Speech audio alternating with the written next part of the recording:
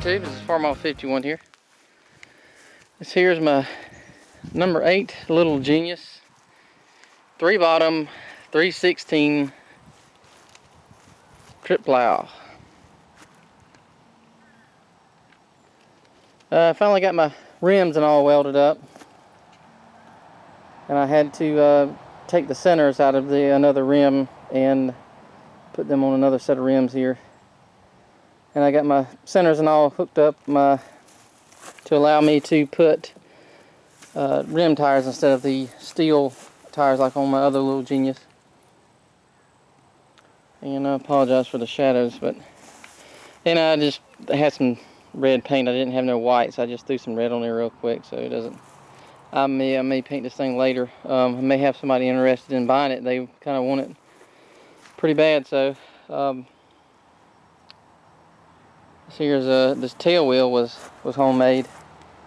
Actually, this is old plow that Red Bib's Bill had, but it is a cub tire, cub rim, and the center is a piece of square plated steel that was bent over and made drilled. The holes were drilled to make a tail wheel, so it almost looks original in a way. Actually, it works really good. The cub tire works just perfect. These are 3 16-inch mold boards off of a number 720 International plow.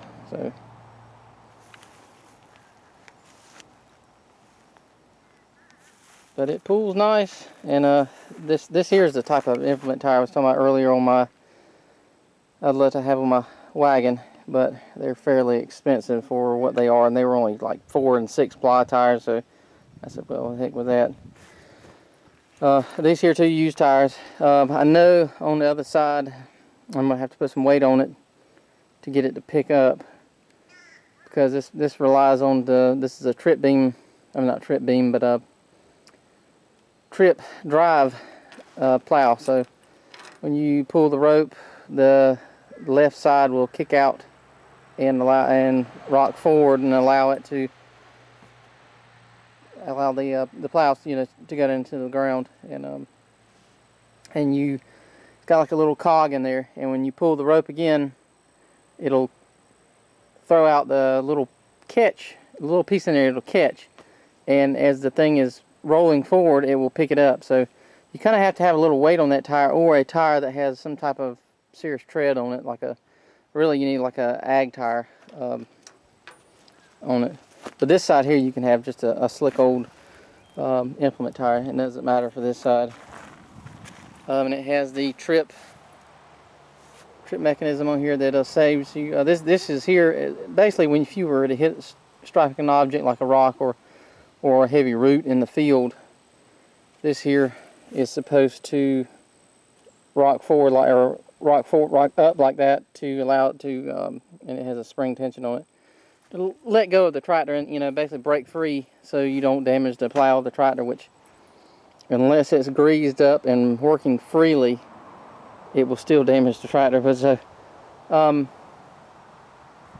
me see. I'll explain this here a little bit better. This little pin here is attached to this cable, and this cable will be attached to the back of the seat on your tractor, or wherever you have it. And when you pull it forward like this, it'll rock forward probably about 5 inches or so, 6 inches, and will come out. This piece here will continue to turn, and this here will stay forward. This here will latch into this to keep it from the roller going back into the groove.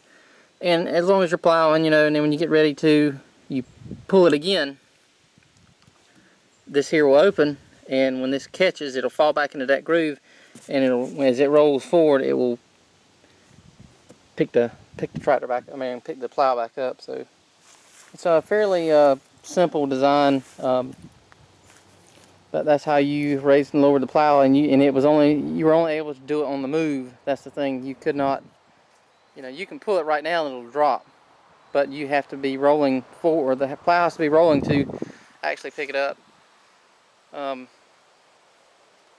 Other than that, I've got a piece, and if you've noticed, this little plate right here. I've got is another. I have to go find it. It's inside the shop there right now. But what it does is a bar will mount up here, and you take basically this lever going here on the right, on this side of the plow off, and it hooks into the trip and all that. And basically you can put a hydraulic cylinder on it and make it a hydraulic raise and lower plow, which is nice. And I've got a cylinder for it. I'll show you in a second, and I'll show you that piece in a second just to kind of give you a better idea, but I won't mount it today.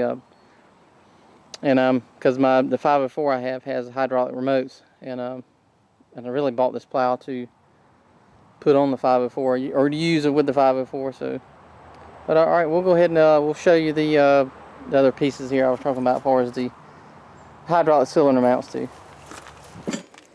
Okay, here's the piece. Basically, these holes in the center here. See, these holes in the center right here is where they mount onto that plate. And this here mounts onto, I believe this here mounts to the, yeah, this is the part of the cylinder. This is your the rod on the cylinder mounts here, and here the back of the cylinder mounts. This here piece right along here mounts to the arm that trips the beam. So basically you eliminate that cog in there to raise and lower the plow, and basically these two ends right here are what are raising and lowering the plow, and this here mounts also onto the beam. And what I'm going to have to do is I'm going to have to put it on there to give you a little bit better visual of how that works. But it's I'm not sure. I think this is something they put. This was an add-on for people who wanted to, run their plow with hydraulics instead of and eliminate the old the trip design. And, let's see. This here. Here's my cylinder. This is an old case cylinder, which it'll work. Like I say, and that'll mount back there, and this will mount to the piece that actually does the lifting on the plow. So, and it works. I've tested it. It's actually a new old stock piston that was given to me by a good friend of mine, and it's a case. So I'm going to mount that on there one day and go try it out. But I'm going to try it out anyway with the regular trip here.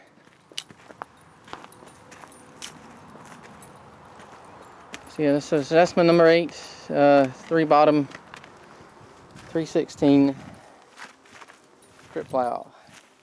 Trip as in, that's how it lifts and lowers, or it raises and lowers itself. This is what you call a rigid beam plow. You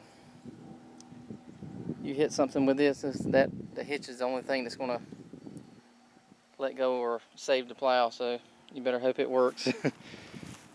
Everything else works on it. Let's say it's missing one spring. There should be 2 springs here.